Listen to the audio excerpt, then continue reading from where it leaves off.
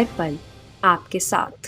नमस्कार, आप देख रहे हैं हर पल न्यूज और मैं हूं आपके साथ माधुरी तिवारी। खबरों की शुरुआत करेंगे, लेकिन उससे पहले नजर डालेंगे आज की हेडलाइंस पर। संविधान दिवस का विपक्ष ने किया बहिष्कार, पीएम मोदी ने किया पलटवार, कहा कई दल अपना लोकतांत्रिक चरित्र खो चुके हैं। सीएम योगी का अयोध्या दौरा, सामूहिक विवाह में हुए शामिल, 3500 जोड़ों को दिया आशीर्वाद। दिल्ली में किसानों का शक्ति प्रदर्शन, राकेश टिकैत ने किया ऐलान, एमएसपी पर कानून बिना आंदोलन खत्म करने का प्लान नहीं। दिल्ली विधानसभा के विशेष में बोले केजरीवाल, हम किसानों के साथ, अंत में हुई किसानों की जीत। 12 दिसंबर को कांग्रेस की महंगाई हटाओ रैली, सोनिया और राहुल गांधी सभा को करेंगे संबोधित। संविधान दिवस के मौके पर प्रधानमंत्री नरेंद्र मोदी ने सेंट्रल हॉल में अपना संबोधन दिया। इसके साथ ही उन्होंने राष्ट्रपति महात्मा गांधी और बाबा साहेब भीमराव अंबेडकर को श्रद्धांजलि दी। इस मौके पर उन्होंने विपक्षी पार्टी के शामिल नहीं होने पर प्रधानमंत्री ने कटाक्ष किया। उन्होंने कहा कि ये विरोध आज से नहीं हो रहा। उन्होंने पारिवारिक पार्टियां कहकर कांग्रेस और अन्य विपक्षी पार्टियों पर हमला बोला।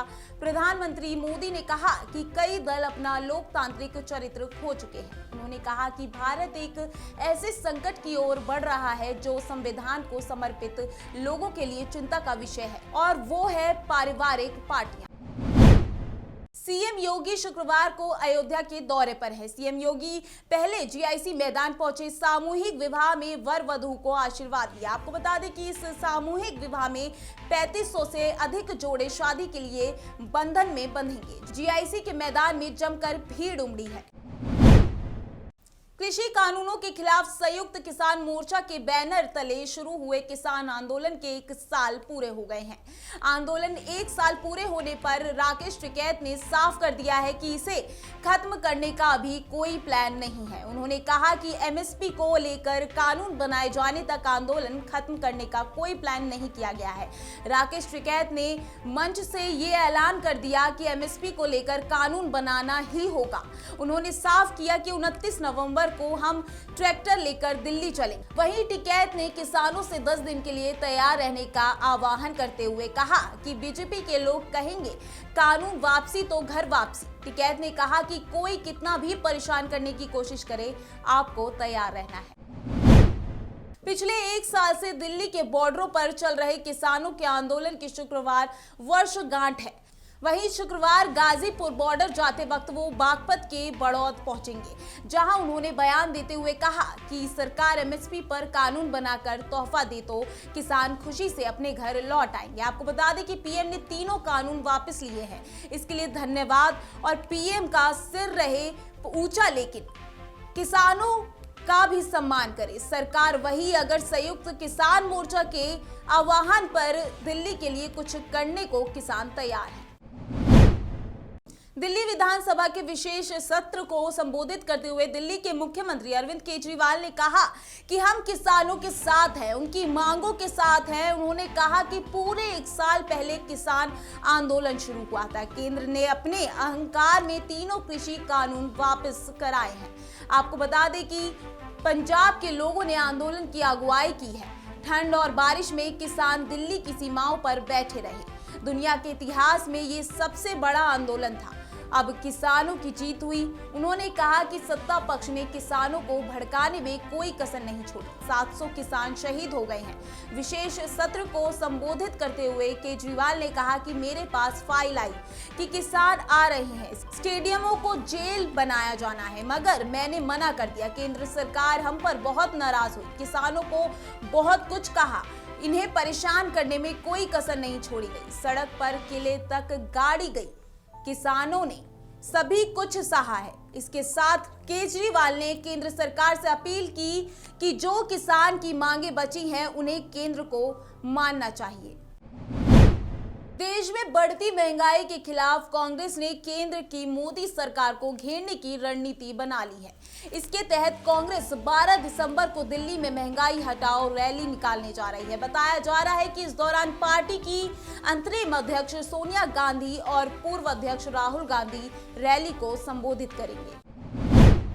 महाराष्ट्र के पूर्व मुख्यमंत्री और केंद्रीय मंत्री नारायण राणे का एक बयान फिर सुर्खियों में है। नारायण राणे ने कहा कि अगले साल मार्च 2022 में महाराष्ट्र में बीजेपी की सरकार बनेगी। नारायण राणे ने दावा किया अगले 4 महीनों में महाराष्ट्र की महाविकास आघाड़ी सरकार गिर जाएगी और फिर भाजपा की सरकार बनेगी। उन्होंने कहा कि भाजपा सरकार आ जाएगी तो आपको अपेक्षित बदलाव दिखाई देगा।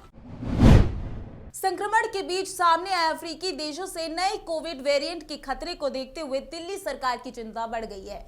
दिल्ली सीएम अरविंद केजरीवाल ने एक्सपर्ट से सुझाव देने को कहा है। साथ ही सोमवार को डीडीएमए की तरफ से प्रेजेंटेशन देने का अनुरोध किया है। बता दें, बीते दिन यानी गुरुवार को ही दिल्ली हाईकोर्ट ने कोरोना की तीसरी लहर की तैयारियों का केजरीवाल सरकार से जवाब मांगा था और पूछा था कि सरकार कितनी तैयार है। दक्षिण अफ्रीका में कोरोना वायरस के एक नए वेरिएंट का पता लगा है। इससे ज्यादा तेजी से संक्रमण फैलने की आशंका है। बीते गुरुवार को इससे जुड़े 22 मामलों की पुष्टि भी हो चुकी है। पिछले 2 सालों में कोरोना लाखों जान ले चुका है। कई देशों के ये संक्रमण इतनी बुरी तरह तोड़ चुका है कि उनकी अर्थव्यवस्था 4 से 5 साल पीछे खिसक गई है। इस बीच एक बार फिर से कोरोना के नए वेरिएंट ने दुनिया में दस्तक दे दी है। इस नए वेरिएंट के सामने आने के बाद ब्रिटेन ने 6 दक्षिण एशियाई देशों की यात्रा को रोक लगा दी है।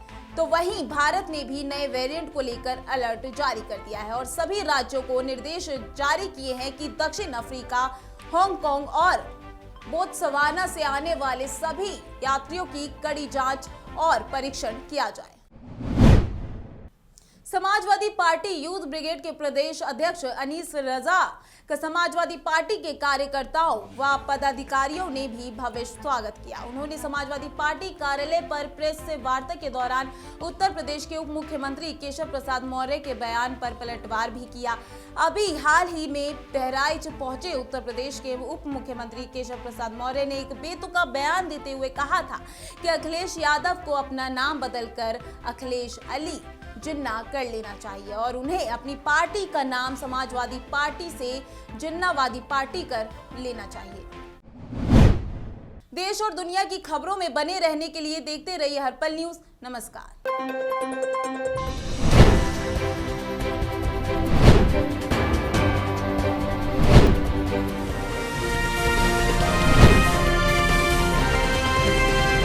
हर पल आपके साथ।